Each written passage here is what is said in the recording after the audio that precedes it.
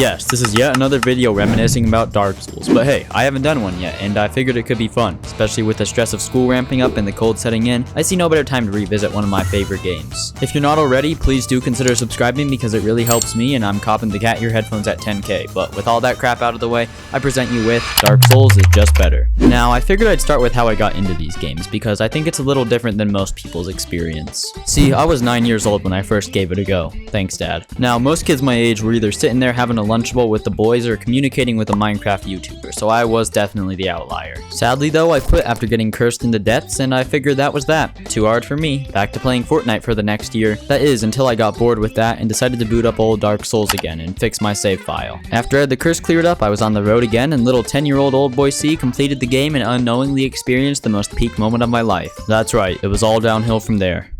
Anyways, one thing that immediately stuck out to me about this game was the level design. Right from the get-go, you'll notice shortcuts, enemy traps, and environmental storytelling, all within your first 10 minutes of playtime, and they keep it up throughout the entirety of the run. The Firelink Shrine lift is a prime example of that. Think back to trekking through Undead Burg, killing the Terrace Demon, and making your way up to the first Firekeeper soul, just to start wondering how you get back down to actually give it to her. As you continue on forward, you enter the elevator, and boom, you're right back there again. Now, that's just one example of it, but there are lots of scenarios, especially in early game, where the map links together in the most unexpected way possible. But every single one makes perfect sense. However, while FromSoft likes to use the environment in ways that help you, they also like to use it in ways that hurt you, because with very careful map design and enemy positioning, you'll find yourself in some very cruel or seemingly unfair spots at times. Luckily, the game teaches you this very early on, right at the outskirts of Firelink Shrine with this ordinary looking cliff. See, most people make their way forward towards the item and enemy right in front of them, only to get jumped by multiple fleshy looking things that look like something out of Diddy's Sleepy Time Dreams. And to top it off, you get pummeled by big juicy firebombs that make sure you're dead and never coming back. Now, I can't really think of any good transitions to my final section of map design, so environmental storytelling. And I think Illusionary Wall had one of the coolest findings. See, this game has a very select number of female corpses, and each one is used with a purpose. For instance, this is Witch Beatrice, found here in the Valley of the Drakes, dead. And this is actually a Daughter of Chaos that gives you the beautiful gold-hemmed set, also dead. Now, like I said, FromSoft was very intentional with the use of these, and seeing as there's only 11 in the entire game, it shows. But with this section finally out of the way, I'll move on to the most cliche part ever. Difficulty, your favorite talking point of every Dark Souls video essay.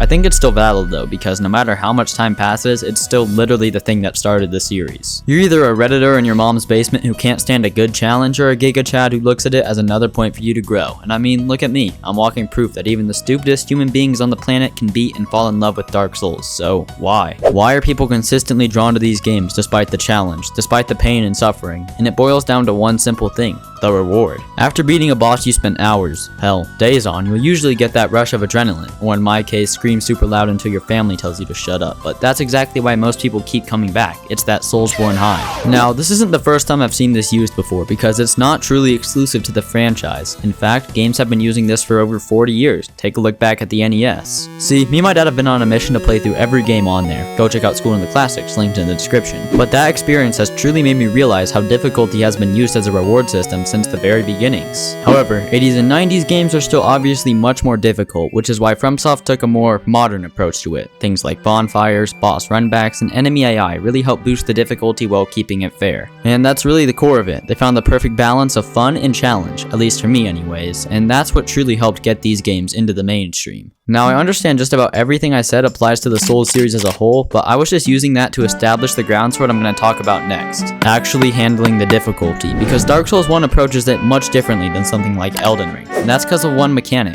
blocking. See, Dark Souls 1 really wants you to use it, because in most cases, it's the better option. Take a fight like Nito. The odds are incredibly stacked against you, and I can confidently say, if I hadn't had my shield with me on that first playthrough, I definitely would have hated myself by the end, but that's the goal. It's literally how FromSoft makes you use it, and overall, that push in early game really helps you overcome any challenges you'll face later on, and that's just another example of FromSoft subconsciously cooking. Even if you don't pick a class like Knight that comes with a shield, you'll just get one legitimately 5 minutes into the first area, as long as you can cough up the 1,000 souls. But really, you're given the tools to succeed. All you need to do is try, and you definitely should, because the bosses in this game are straight cinema. Well, maybe not all of them, but the majority are insanely memorable. Think Gwyn, Artorias, and probably the most infamous of all, Ornstein and Smough. That's just to name a few too, because out of the 26 fights in this game, I'd say a good 80% of them slap, and when they do, they go hard. Like, insanely hard. You go from fighting twin gargoyles on a chapel rooftop to the depths of the world inside of a literal cobweb cave, but that's not all. See, this was actually FromSoft's first real attempt at more challenging fights and less gimmicky ones. The release of Demon's Souls in 2009 featured much more of the previously mentioned type and not nearly as many that actually required some of the skill Dark Souls bosses take to beat. Take Ornstein and Smough. This is the point that genuinely caused a lot of players to flat out quit the game because that's the moment they finally stop handholding. You've got a brutal run back, a legitimately tough as nails fight in general, and this insane track. But I'm getting ahead of myself. This is the definition of a true boss. You're forced to adapt to dealing with the both of them at once, and after you overcome that challenge, you then have to take down the super version of whichever one you didn't kill first. And I feel like it's just executed perfectly. Like, it's still one of the most memorable moments I've ever had in a game, and most of the other bosses follow suit. You've got the learning curve, which makes every encounter feel like a unique new challenge, and in general, most of the boss arenas are very thematic and fitting, though these fights wouldn't be nearly as perfect without the music.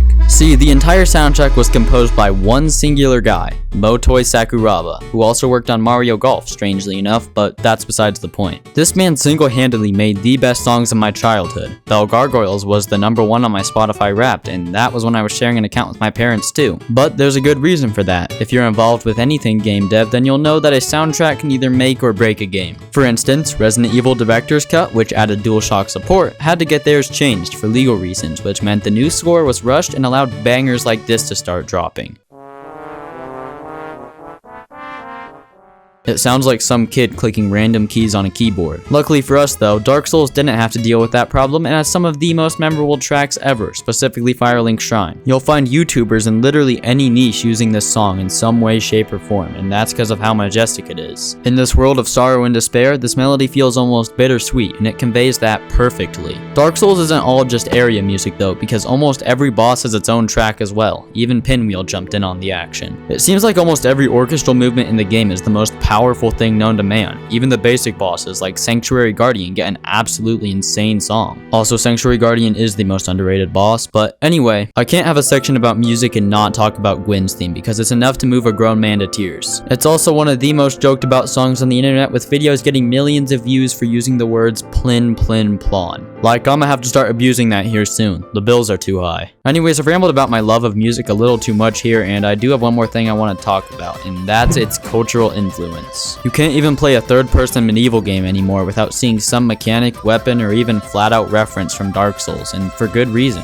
The game has sold somewhere between 5 and 10 million copies and will forever go down in time as one of the most important titles in history. It literally created an entire new genre of games that always seem to be the top sellers on Steam no matter what. It feels like there's always some brand new Souls like that everyone's obsessed with for like a week then abandons. Its influence spread outside of just games though, and into media like YouTube. Channels like mine wouldn't be here without Dark Souls, and it's gone down as one of, if not the greatest game of all time. Sure, it may be a little buggy, and yes, I absolutely hate Bed of Chaos with a fiery passion, but it will always, without fail, be one of those cultural things that people 300 years from now will look back on and wonder why we put ourselves through all this pain and suffering. God, I'm realizing how awful this entire video was. I spent 2 weeks literally just typing exactly what came to my mind, so look at this as a piece of modern art. A bunch of random colors on a canvas. Alright, I've overstayed my welcome here, so please subscribe. I'll be doing more challenge runs soon, but bye!